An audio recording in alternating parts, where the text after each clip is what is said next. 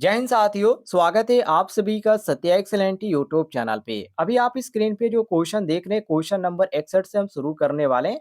और ये question ITI second year के छात्रों के लिए, जो कि परीक्षा के लिए काफी इंपॉर्टेंट है। डीसी जनरेटर चैप्टर से ये क्वेश्चन कवर किया गया है। और इससे पहले के क्वेश्चन मैंने यहाँ पर करा दिया है, उसका लिंक आपको इस वीडियो के डिस्क्रिप्शन में मिल जाएगा। वहां से आप वीडियो देख लीजिएगा, या चैनल पे भी अपलोड है सारे क्वेश्चन का वीडियो, वहां से भी आप देख लीजिएगा। तो चलिए क्वेश्चन शुरू करते हैं। क्वेश्चन नंबर 61 से, जिसमें क्वेश्चन पूछा जा रहा है कि अधिकतम क्षमता तब उत्पन्न होगी जब कॉपर हानि और लौह हानि ए ऑप्शन इकाई होगी, बी ऑप्शन शून्य होगी, सी ऑप्शन असमान होगी और डी ऑप्शन बराबर होगी। तो एक चीज ध्यान रखिएगा, अधिकतम क्षमता तब उत्पन्न होती है जब कॉपर हानि और लौह हानि बराबर होती है। कहने का मतलब ये, एक चीज ध्यान रखिएगा कि ट्रांसफार्मर में लौह हानि और जो होती है वो स्थिर होती है, और जो कॉपर हानि होती है वो भार पे निर्भर करती है। तो यहाँ पर हमारा जो सही हो जाएगा ऑप्शन नंबर डी, बिल्कुल करेक्ट आंसर हो जाएगा। तो ये आपका जो सही हो जाता है ऑप्शन नंबर डी, बिल्कुल करेक्ट आंसर हो जाएगा। अगले क्वेश्चन की ओर बढ़ते हैं। अगला क्वेश्चन आपके सामने क्वेश्चन नंबर 62, जिसमें पूछा जा रहा है कि अंतर्ध्रुव द्वारा उत्पादित एमएमएफ, मतलब कि यहाँ पर मैग्नेटिक मोटिव जो फोर्स होता है वो समानुपाती होता है। किसके समानुपाती होता है? ए ऑप्शन क्षेत्र धारा का, बी ऑप्शन आर्मेचर धारा का, और यहाँ पर सी दिया गया आर्मेचर वोल्टता का, और डी ऑप्शन दिया गया क्षेत्र धारा का। तो हमेशा आप ध्यान रखिएगा, जो इंटरपोल होता है, जिसको हिंदी में अंतर्ध्रुव बोला जाता है, जो कि यहाँ पर पहले ही लिखा गया है, ये जो होता है साथियों, उत्पादित एमएमएफ मतलब कि मैग्नेट मोटिव फोर्स के आर्मेचर धारा के समानुपाती होता है।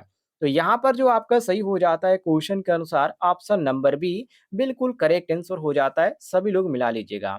और यदि आपको किसी भी क्वेश्चन में किसी प्रकार का डाउट हो तो कमेंट बॉक्स में पूछ लीजिएगा, आपको जानकारी मिल जाएगी। आगे देखिए अगले क्वेश्चन को।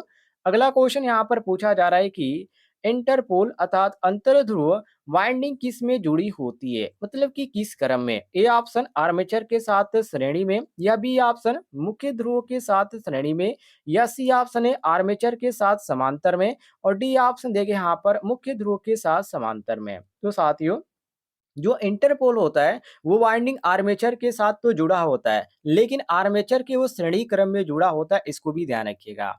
और आर्मेचर का श्रेणी क्रम में जब जुड़ा होता है तो आर्मेचर फ्लक्स द्वारा जो मुख्य फ्लक्स होता है उस पे जोड़ने वाले प्रभाव को कम किया जा सकता है इसके द्वारा, इसको भी आप नोट कर लीजिएगा। तो ऑप्शन नंबर यहाँ पर ए हमारा बिल्कुल क्वेश्चन के अनुसार करेक्ट आंसर हो जाता है। आगे देखिए अगले क्वेश्चन को, क्वेश्चन नंबर 64 को, जिसमें पूछा जा रहा है कि पथ यांत्रिक क्षय का योग होता है। वेरी वेरी इंपॉर्टेंट क्वेश्चन है। देखिए, पथ यांत्रिक क्षय को अंग्रेजी अंग्रेजी में बोला जाता है स्ट्रे लॉसेस। क्या बोला जाता है? स्ट्रे लॉसेस बोला जाता है। और इसमें ऑप्शन में दिया गया लौह हानि और यांत्रिक क्षय, बी ऑप्शन देखिए तांबे और लौह क्षय, और यहाँ पर सी दिया गया तांबे और यांत्रिक क्षय, और डी ऑप्शन है इनमें से कोई नहीं। तो साथियों, जो स्ट्रे लॉसेस होता है वो लौह और यांत्रिक क्षय का योग होता है, मतलब कि बराबर होता है। और लौह हानि को स्थिर, और जो हानि होती है, और इसमें एक जो स्थिर हानि होती है उसके साथ ये जो यांत्रिक हानि होती है, एक बोल्ट पर हानि का जो होता है संयोग कर देता है, और इससे क्या होता है, एक पथ यांत्रिक क्षय होता है। और इसी के अनुसार ये क्वेश्चन यहाँ पर क्रिएट हो रहा है कि पथ यांत्रिक क्षय का योग होता है, तो ये जो आपका होता है लौ और यांत्रिक क्षय होता है। ऑप्शन नंबर ए हमारा क्वेश्चन के अनुसार बिल्कुल करेक्ट आंसर हो जाता है। सभी लोग मिला लीजिएगा। आगे बढ़ते हैं अगले क्वेश्चन को। देखिए, अगला क्वेश्चन आपके सामने, जिसमें पूछा जा रहा है कि ये थोड़ा सा सवाल टाइप का है। इसमें कहा जा रहा है कि दो 500 किलोवाट डीसी मशीनों का निरीक्षण हाफकिंस परीक्षण विधि से किया गया। शक्ति आगत इनपुट कितना होगा? Very very important question. सबसे पहले तो आप ध्यान रखिएगा, इसमें कितना कह रहा है? दो 5 किलोवाट, ठीक है, 500 किलोवाट। तो दो 500 किलोवाट डीसी मशीनों का जो परीक्षण है वो किसके द्वारा किया जाता है? हाफकिंस परीक्षण के द्वारा यहाँ पर किया जा रहा है। तो इसका इनपुट शक्ति जो होगा वो रेटेड शक्ति जो होता है उसका 20% होगा। सबको मालूम होना चाहिए कितना होगा, 20% होगा। अर्थात हम कह सकते हैं कि इसमें जो प्रयुक्त हो दो मशीनें, उसमें जो प्रत्येक मशीन है इसका क्या है, इसमें दो दिया गया है तो 500 किलोवाट है, तो जिसका यहाँ पर 200% होगा। तो यहाँ सॉरी 20% होगा, तो 500 यहाँ पर दिया गया है। तो इसमें दो मशीनें आगे यहाँ पर जोड़ दिया गया, तो एक मशीन का कितना होगा? 10% होगा। तो 6 इसका कितना होएगा साथियों? यहाँ पर प्रत्येक का यहाँ पर 6 10% हो गया।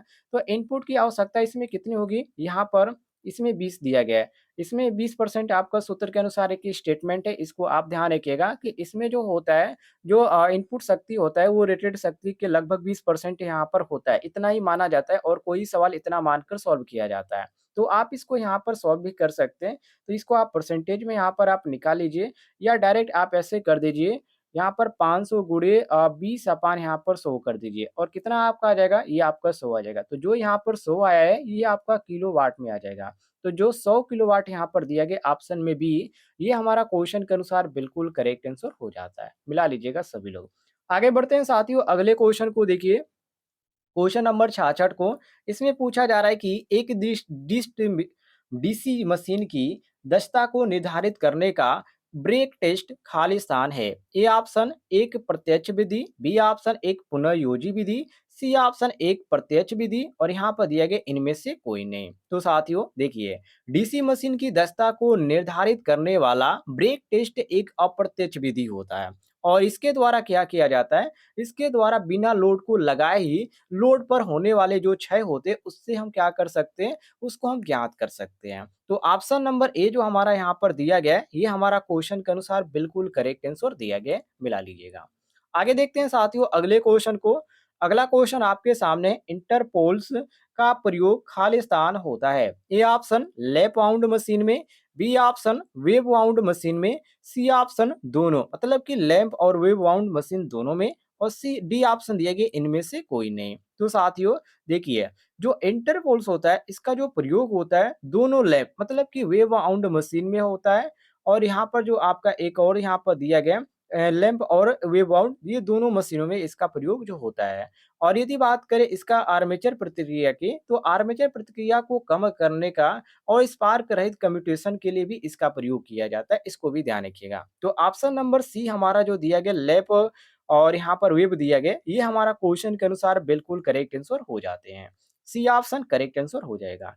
आगे बढ़ते हैं अगले क्वेश्चन को देखिए, जिसमें अगला क्वेश्चन पूछा जा रहा है कि डीसी मोटर में आर्मेचर प्रतिक्रिया एमएमएफ होता है। ठीक है, ए ऑप्शन देखिए आर्मेचर के संबंध में स्थिर, बी ऑप्शन स्टेटर के संबंध में घूर्णीय और यहाँ पर दिया गया स्टेटर के संबंध में स्थिर और डी ऑप्शन दिए गए ब्रश के संबंध में घूर्णित। तो साथियों यहाँ पर आपका जो सही हो जाएगा option number C correct answer हो जाएगा, क्योंकि आप सभी को मालूम होना चाहिए कि डीसी मोटर में आर्मेचर जो प्रतिक्रिया होती है वो एम ठीक है एम एम एफ जो होता है साथियों, रोटर के संबंध में ये स्थिर होता है।